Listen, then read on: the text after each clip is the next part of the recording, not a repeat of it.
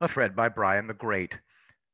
Notice how Trump's legal team keeps saying they have plenty of compelling evidence of massive amounts of federal election fraud. You know why they keep saying that? Well, I'll tell you. They keep saying that because they do have compelling evidence of massive fraud. Now, even many people on our own side keep agreeing with the gaslighting by the lying corporate media. If they have this compelling evidence like they say they do, then why haven't they shown this supposed evidence in the courts yet? And the answer to that is very simple. Trump's legal team has not been allowed to present this overwhelming amount of evidence of federal election fraud in the courtroom because the state level courts in Pennsylvania, Georgia, Michigan, Wisconsin, Arizona, and Nevada have been preventing them from doing so. Trump's legal team hasn't been able to present their collected evidence in the courtroom yet because state-level judges on these state-level courts keep dismissing their lawsuits without allowing any evidentiary hearings.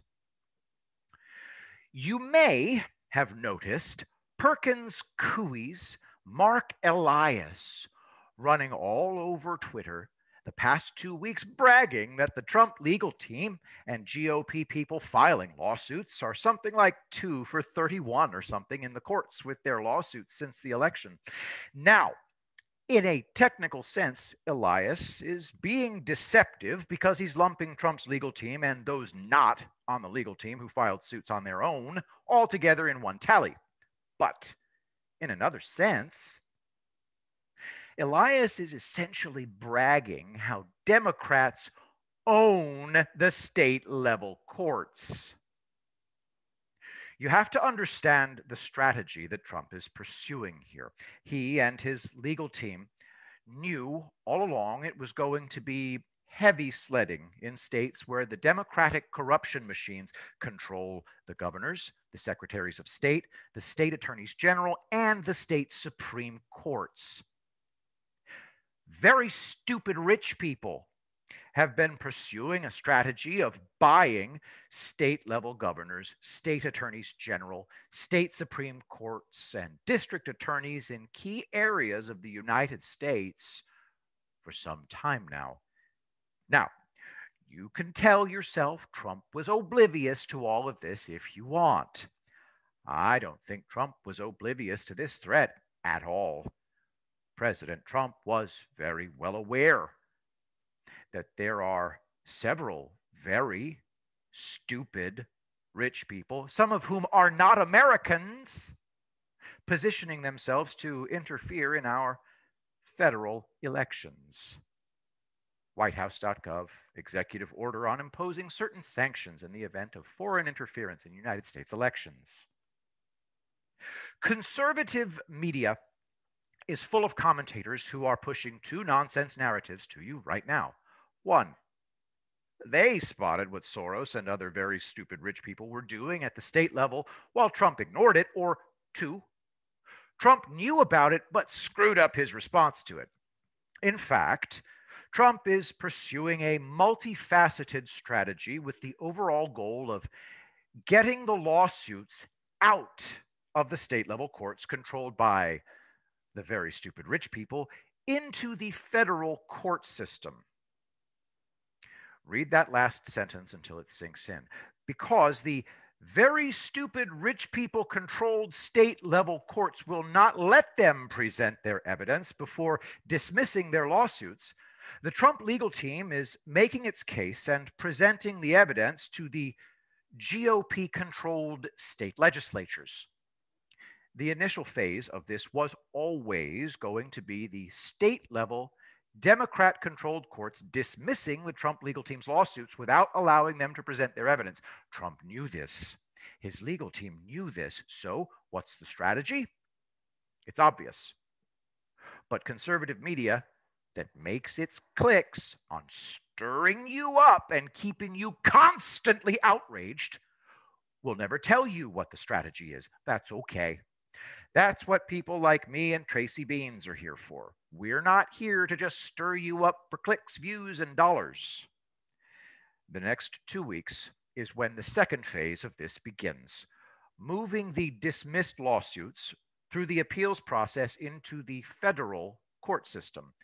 That same federal court system where Trump and McConnell placed over 300 new judges in the past 4 years. Why, I even seem to recall something that Trump and McConnell did with the nation's top federal court just 5 weeks back. Anybody remember that? Anybody at all? When, not if, when Trump's legal team gets to actually present its evidence in a federal courtroom is when this gets really, really good. Mark Elias and the corporate media can brag about Trump's team being shut out at the state level all they want.